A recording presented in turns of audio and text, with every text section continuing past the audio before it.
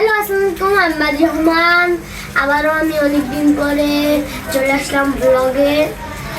এখন আমরা আমাদের বাড়িতে আসছি, আর ওই যে দেখেন সব পানি দিয়ে তলিয়ে যাচ্ছে, আর আমরা আখাউড়া তলিয়ে গিয়েছে, ঘরবন্দি হয়ে পড়েছে মানুষ। বৃষ্টি হচ্ছে, কালকে রাতের থেকে বৃষ্টি হচ্ছে, বৃষ্টি থামছে না।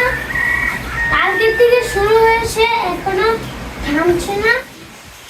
আর কোনো সব বাড়ি, আমাদের কয়েকটা পুকুরের সামনে যে বাড়িগুলো আছে সব তলিয়ে গিয়েছে। আর একটু যদি পানি ঢুকে তাহলে পুরো ঘর পানি ঢুকে যাবে। আমরা আখাউড়ার দিকে তো অনেক খারাপ অবস্থা, বন্যা প্রচুর।